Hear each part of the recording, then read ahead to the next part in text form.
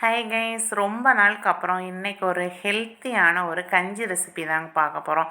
டக்குன்னு 10 நிமிஷத்தில் செஞ்சிடலாம். இதோட பேர் நாம் சொன்னால் மட்டும்தாங்க கண்டுபிடிக்க முடியும். அந்த அளவுக்கு டேஸ்ட்டாக இருக்கும். என்னன்னு பார்க்கலாங்களா? அது வந்து உளுந்தங்கஞ்சி தாங்க இன்றைக்கி வந்து நாம் ரெடி பண்ண போகிறோம். அதுக்கு வந்து ஒரு வானிலையில் 3 ஸ்பூன் கருப்புளுந்தா இருந்தாலும் சரி, இந்த மாதிரி மொட்டு உளுந்தாக இருந்தாலும் சரி, 3 ஸ்பூன் அளவுக்கு நான் உளுந்து எடுத்திருக்கேன்.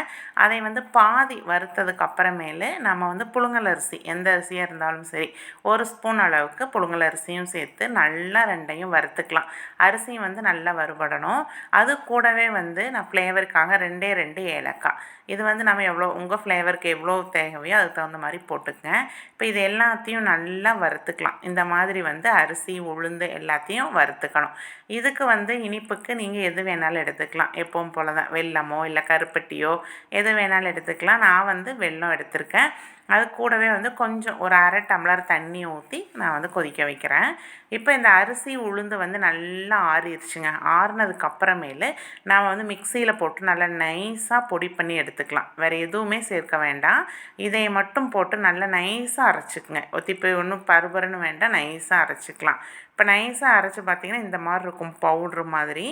இப்போ ஒரு வானிலையில் வந்து ஒரு 2 கப் அளவுக்கு, மெஷரிங் கப்பில் தான் நான் அளவு எடுத்திருக்கேன், 2 கப்பு வந்து தண்ணி கொதிக்க வச்சு இந்த மாவை வந்து என்ன பண்ணணுன்னா, ஒரு அரை கப்பு தண்ணியில் நல்லா கலந்துக்குங்க, கட்டி ஒன்றும் இல்லாமல். அது கிளிப்பு வந்து எப்படி மிஸ் ஆயிடுச்சு.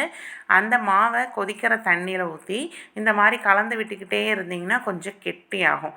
கெட்டியானதுக்கு அப்புறமேலு நாம் வந்து உருக்கி வச்சுருக்கிற வெல்லத்தையும் ஊற்றி நல்லா கலந்து விட்டுட்டு, அதுக்கப்புறம் பார்த்திங்கன்னா ஒரு கைப்பிடி அளவுக்கு தேங்காய் பூ எவ்வளோ வேணாலும் போட்டுக்கலாம். இது திருவி வேணாலும் போடலாம், கட் பண்ணி வேணாலும் போடலாம். இந்த மாதிரி போட்டு ஒரு கொதி வந்ததுக்கப்புறம் ஆஃப் பண்ணி குடிச்சு பாருங்கள். ஹெல்த்தியான சூப்பரான கஞ்சி ரெடி ஆயிரும். கண்டிப்பாக ட்ரை பண்ணுங்கள். மறக்காமல் சப்ஸ்கிரைப் பண்ணுங்கள்.